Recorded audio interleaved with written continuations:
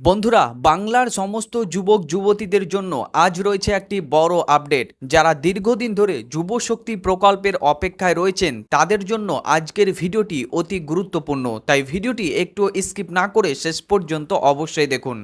আজকের এই ভিডিওতে আমি জানাবো কবে থেকে আবেদন শুরু হতে পারে যুবশক্তির, কোথায় আবেদন করতে হবে, কারা আবেদন করতে পারবেন এবং কারা এই আবেদন করতে পারবেন না, এই আবেদন করার সময় আপনাকে কি কি নথিপত্র লাগবে এবং ২,০০০ টাকা কাদের দেওয়া হবে এবং ৩,০০০ টাকা কারা পেতে পারেন। আজকের এই ভিডিওতে একদম শেষ পর্যন্ত আপনাদেরকে দেখার অনুরোধ করব, কারণ এই সব প্রশ্নের খুঁটিনাটি আজকের এই ভিডিওতে আলোচনা করতে চলেছি। তাই ভিডিওটি একটু স্কিপ না করে শেষ পর্যন্ত দেখুন। এবং ভিডিও শুরু করার আগে একটি ছোট্ট অনুরোধ, যদি আপনারা আমাদের এই চ্যানেলটি সাবস্ক্রাইব না করে থাকেন তাহলে অতি অবশ্যই চ্যানেলটি সাবস্ক্রাইব করুন। ফেসবুক পেজ থেকে যদি আপনারা আমাদের এই ভিডিওটি দেখে থাকেন তাহলে পেজটিকেও ফলো করে রাখতে কিন্তু ভুলবেন না। তো চলুন আজকের এই গুরুত্বপূর্ণ ইনফরমেশনাল ভিডিওটি শুরু করা যাক। আগের যুবসাথী প্রকল্পে আবেদন করার জন্য ন্যূনতম বয়স ছিল ২১ বছর থেকে সর্বোচ্চ ৪০ বছর পর্যন্ত। তবে বর্তমানে বিভিন্ন সূত্রে জানা যাচ্ছে নতুন যুবশক্তি প্রকল্পে সর্বোচ্চ বয়স সীমা ৪৫ বছর পর্যন্ত বাড়ানো হতে পারে। অর্থাৎ যদি এই নিয়ম কার্যকর হয় তাহলে ২১ থেকে ৪৫ বছর বয়সী যুবক যুবতীরা আবেদন করার কিন্তু সুযোগ পাবেন। এই আবেদন কারা কারা করতে পারবেন, অর্থাৎ এই প্রকল্পের জন্য কারা কারা আবেদন করতে পারবেন। আবেদনকারীকে বলা হয়েছে যে তাকে অবশ্যই বেকার হতে হবে এবং দ্বিতীয়ত তাকে পশ্চিমবঙ্গের স্থায়ী বাসিন্দা হতে হবে, তবেই সে আবেদন করতে পারবে। তৃতীয়ত ভোটার তালিকায় তার নাম থাকতে হবে, যদি ভোটার তালিকায় নাম না থাকে তাহলে কিন্তু সে আবেদন করতে পারবেন না। অন্যান্য সরকারি যোগ্যতারও শর্ত তাকে পূরণ করতে হবে। এর আবেদন কবে থেকে শুরু হবে? বিভিন্ন সূত্র অনুযায়ী খুব শীঘ্রই অনলাইনের মাধ্যমে আবেদন গ্রহণ শুরু হতে পারে। তবে আবেদন শুরুর নির্দিষ্ট তারিখ বা পোর্টাল সম্পর্কে সরকারিভাবে বিজ্ঞপ্তি প্রকাশ হলে সেটি আপনাদের কিন্তু জানিয়ে দেওয়া হবে। আচ্ছা, কারা এই প্রকল্পের সুবিধা পাবেন না তাদের কথাটাও একটু উল্লেখ করি। যারা নিয়মিত ইনকাম ট্যাক্স প্রদান করেন অথবা যাদের পরিবারের বার্ষিক আয় বা মাসিক আয় এটা নিয়ে কিন্তু সংশয় রয়েছে, কিন্তু মুখ্যমন্ত্রী শুভেন্দু অধিকারী একটি প্রেস কনফারেন্সের মাধ্যমে জানিয়েছিলেন যে এটা মাসিক হবে, অর্থাৎ মাসিক আয় যাদের ১,০০,০০০ টাকার উপরে তাদের কিন্তু এই আবেদন করতে পারবেন না।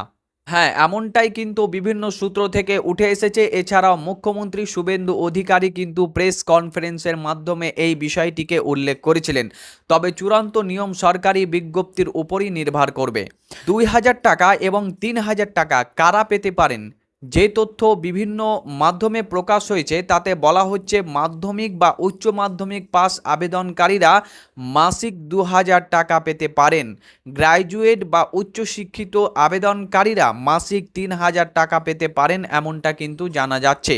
তবে এই অর্থের পরিমাণও যোগ্যতা সরকারিভাবে নিশ্চিত হওয়ার পরই চূড়ান্ত বলে ধরা উচিত। আবেদন করতে কি কি নথিপত্র লাগতে পারে, অর্থাৎ কি কি ডকুমেন্টস আপনাকে দিতে হতে পারে।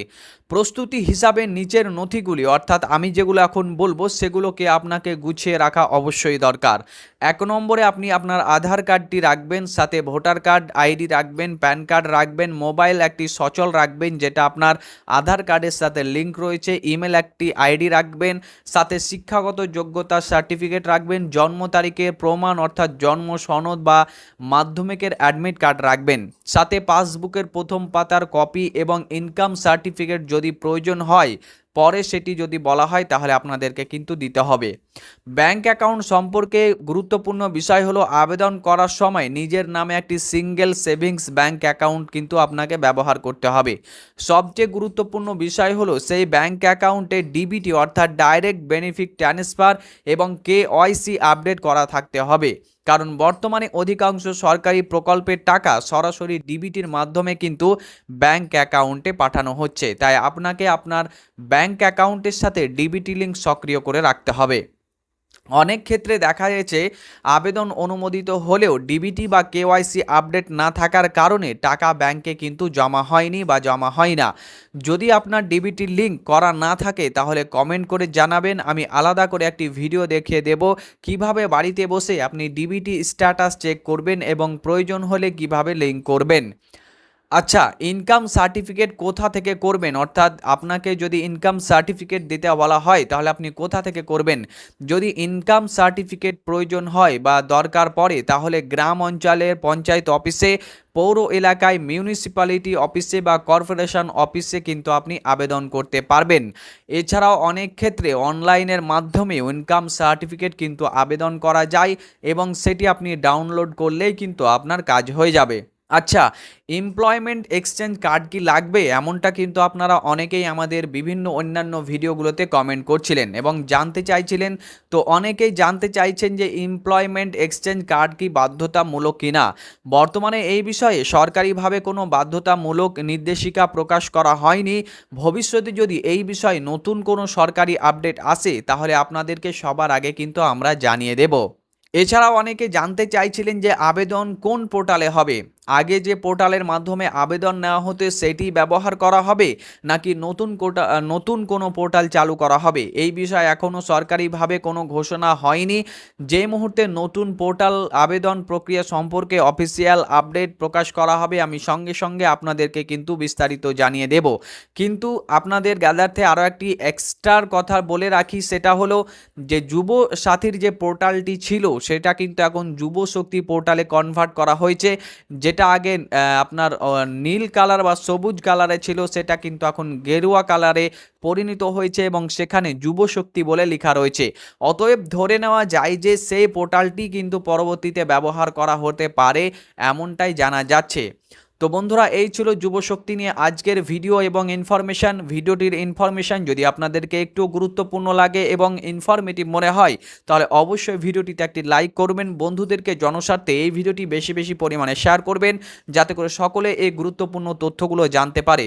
আপনি যদি আমাদের এই চ্যানেলে নতুন হয়ে থাকেন তাহলে অতি অবশ্যই চ্যানেলটিকে সাবস্ক্রাইব করুন এরকম ইনফরমেটিভ ভিডিওগুলো পাওয়ার জন্য। ফেসবুক পেজ থেকে যদি আপনি আমাদের এই ভিডিওটি দেখেন তাহলে পেজটিকেও ফলো করে রাখতে কিন্তু ভুলবেন না। দেখা হবে আপনার সাথে পরবর্তী আরও একটি অন্য ভিডিওতে। ততক্ষণ পর্যন্ত ভালো থাকবেন, সুস্থ থাকবেন। ধন্যবাদ।